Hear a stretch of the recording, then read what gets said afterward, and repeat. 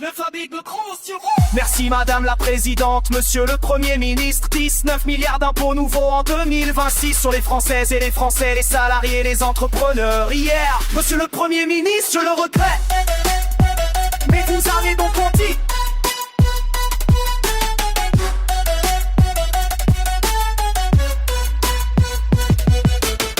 Vous avez réussi à promettre plus de pouvoir d'achat alors que votre budget est une véritable boucherie fiscale pour la classe moyenne et les familles qui paient déjà le plus lourd tribut de tous les pays développés. Pire, monsieur le premier ministre, pire, la charge fiscale dans notre pays est tellement insupportable que depuis 4 ans les impôts ne rentrent plus comme ils le devraient. À défaut d'écouter la souffrance des contribuables, écoutez, lisez les rapports de Bercy, peut-être serez-vous moins sensible. Hier, monsieur le premier ministre,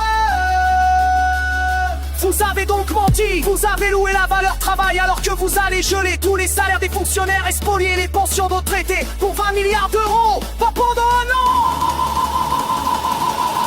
an, pendant 4 ans.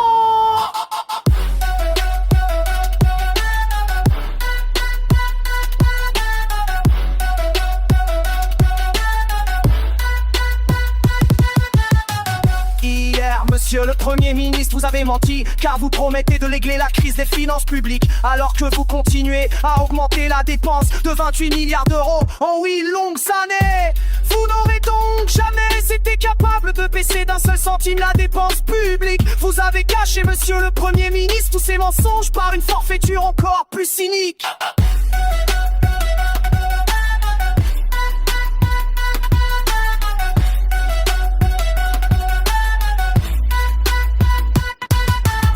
Menti à des milliers de Françaises et de Français qui travaillent dur et qui nourrissent le légitime espoir de pouvoir prendre leur retraite plus tôt. Et tous ces travailleurs, vous les avez trompés avec la complicité des sociotraîtres de service. Jamais avare d'insulter l'intelligence et la dignité de nos compatriotes. La suspension des retraites n'existe pas autrement que dans vos mensonges. Vous mentez avec les socialistes, mais vous mentez mal grâce à la sagacité de Marine Le Pen.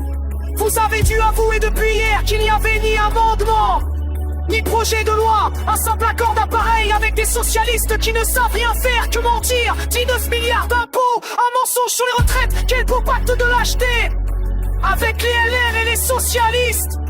Alors, avouez vos mensonges.